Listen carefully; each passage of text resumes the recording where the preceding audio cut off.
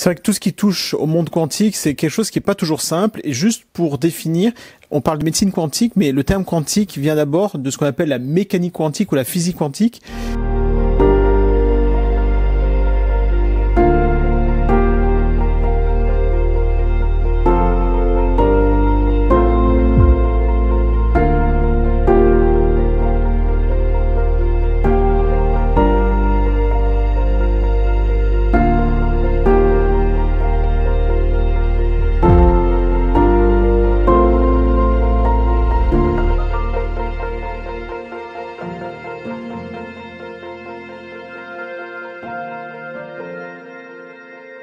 Bonjour, aujourd'hui nous allons parler d'une médecine que je ne connaissais absolument pas et que vous allez nous faire découvrir. Il s'agit de la médecine quantique. Alors, qu'est-ce que la médecine quantique ? Oui, alors, médecine quantique, alors déjà le terme quantique fait quelque chose d'un peu complexe. C'est vrai que tout ce qui touche au monde quantique, c'est quelque chose qui n'est pas toujours simple. Et juste pour définir, on parle de médecine quantique, mais le terme quantique vient d'abord de ce qu'on appelle la mécanique quantique ou la physique quantique.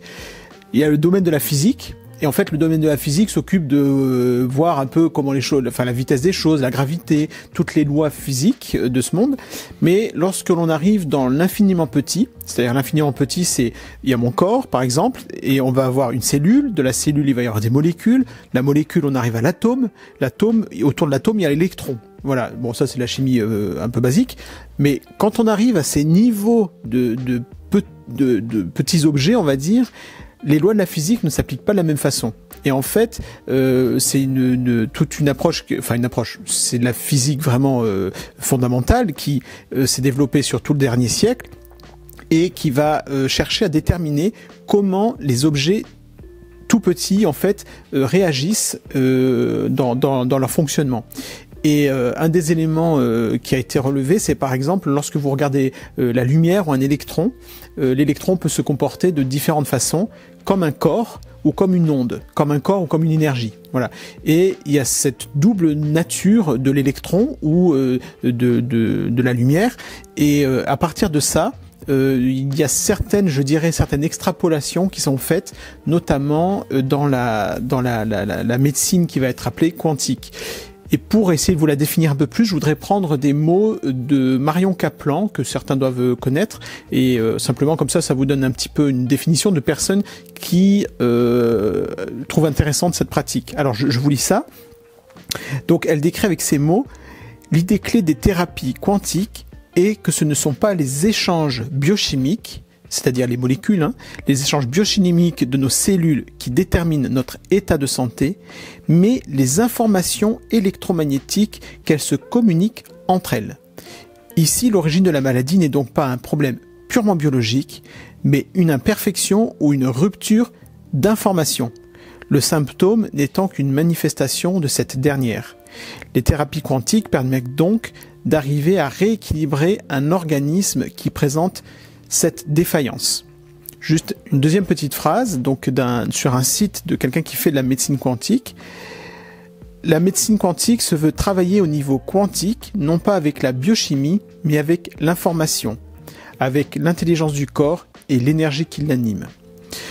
Alors, quand on utilise les termes d'énergie, d'électromagnétique, etc., on peut y retrouver une tonalité scientifique.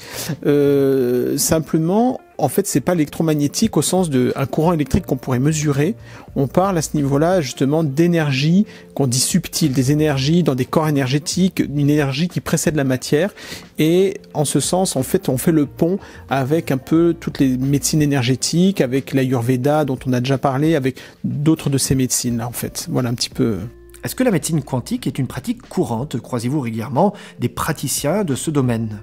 Alors, un premier point, juste, c'est de dire toutes les personnes, d'une part, je veux juste préciser ça, les personnes qui s'intéressent à ces approches énergétiques sont souvent des personnes qui cherchent une cohérence dans leur pratique, ils veulent une pratique qui va être globale, prendre l'humain dans sa globalité. Et donc, on va dire qu'il y a une démarche tout à fait positive des personnes qui cherchent à pratiquer ou qui vont voir des thérapeutes comme ça. Là où je suis moi-même dérangé, c'est que dans toutes les approches énergétiques, en fait, on parle de corps énergétique, donc de corps qui ne sont pas mon corps matériel. Ce n'est pas la chaleur qui circule dans mon corps, ce n'est pas l'électricité qui circule dans mon corps. C'est comme si j'avais un corps sur mon corps, un corps extérieur, dans lequel il y a une énergie qui précède ma matière. Et simplement, dans ces approches-là, généralement, il y a un pont vers notamment une élévation spirituelle ou une élévation, enfin, des choses qui vont toucher au domaine autre que le matériel. Et là, après, c'est plus... Toujours pareil, comme je le dis souvent, c'est si on estime qu'il y a un monde spirituel qui existe, on fait attention avec quoi on joue en fait avec ça. Et en ce sens, je pourrais vous raconter un certain nombre d'histoires de patients qui me rapportent des choses qu'ils ont vécues justement dans ce monde spirituel en pratiquant ces approches énergétiques. Et c'est dans cette réflexion-là que moi je me pose des questions effectivement. Merci beaucoup pour ce tour d'horizon très rapide sur cette pratique. La médecine quantique est-elle encore en cours de développement en France ? Alors, que moi je croise, enfin d'autres praticiens, pas tant que ça, même pour dire des médecins confrères, j'en croise pas tant que ça parce que on est chacun dans notre cabinet, mais c'est un domaine qui se développe beaucoup. Et si vous tapez sur internet médecine quantique, vous verrez qu'il y a des grands forums qui se font, il y a des congrès sur le sujet, etc., où il y a différents types de thérapeutes qui se réunissent pour présenter des choses au public, aux patients, etc. Donc c'est un domaine qui est tout à fait en développement.